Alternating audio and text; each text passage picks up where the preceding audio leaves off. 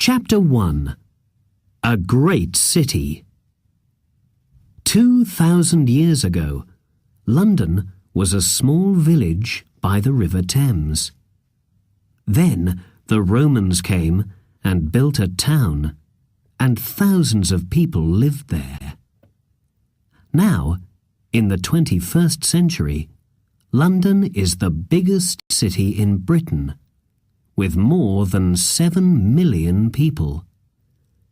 It is the capital city of the United Kingdom, the home of Queen Elizabeth II, and the home of the British government.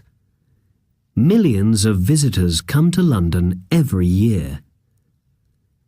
The name London comes from the Romans. People lived here before the Romans came, but we do not know very much about them. The Romans came to England in the year 43. Their ships came up the River Thames from the sea, and they built houses and other buildings next to the river. They built a bridge over the river, and they called the town Londinium. You can find out about London's early days and about the Romans at the Museum of London.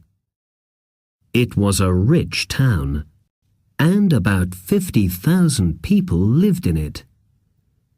But soon after the year 400, the Romans left Londinium and went back to Rome.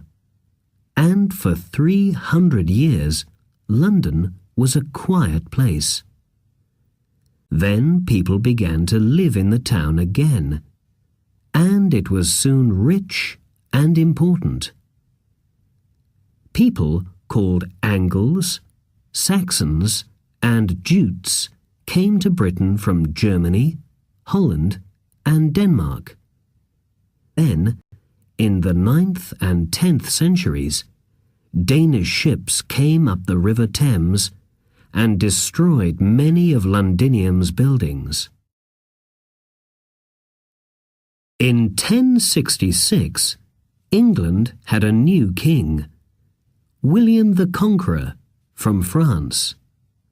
William came to live in London and built a castle there.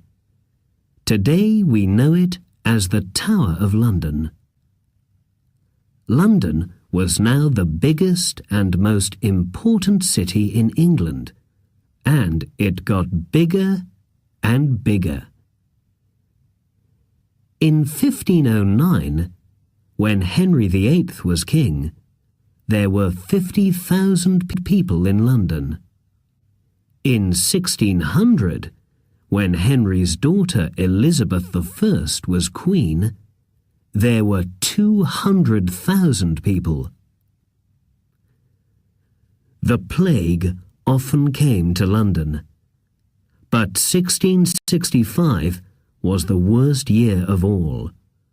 In the hot summer that year, thousands of people were ill, and 100,000 of them died. 1665 was called the Year of the Great Plague. Then a year later, in 1666, there was a big fire, the Great Fire of London. It began in a house in Pudding Lane, near London Bridge. Most houses were built of wood at that time, and fires love wood. The Great Fire of London went through street after street after street, and it did not stop for 4 days. More than 250,000 people lost their homes in the fire. It destroyed St. Paul's Cathedral and 88 other churches. But it also destroyed most of the worst old buildings. A new St. Paul's Cathedral was built between 1675 and 1711. In the 18th century, Britain was one of the most important countries in the world, and London was an important city. Some Londoners were very rich, and they built some of the most beautiful houses in the city. Many of those houses are standing today. But at the same time, other people lived in cold, dark, wet houses. Many of the buildings in London today were built when Queen Victoria was the Queen. She was the Queen for nearly 64 years, from 1837, when she was 18 years old, to 1901, when she died. In that time, many railways were built, and for the first time, people could travel by train. Trains were much faster than coaches and horses, of course, and visitors came to London from all across the country. In 1851, there was the Great Exhibition at the Crystal Palace in Hyde Park. More than 6 million people came and saw the wonderful exhibits. In 1863, the world's first underground trains began to run in London, between Paddington and Farringdon.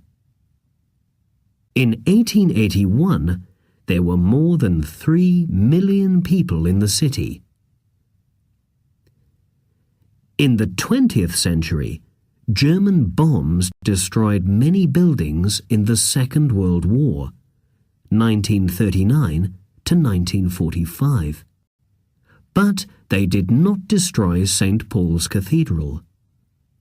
And now London has some of the world's most exciting new buildings. Today, people from all over the world live in London, and you can hear about 300 different languages here. It is big, noisy, and often dirty, but people love to visit London.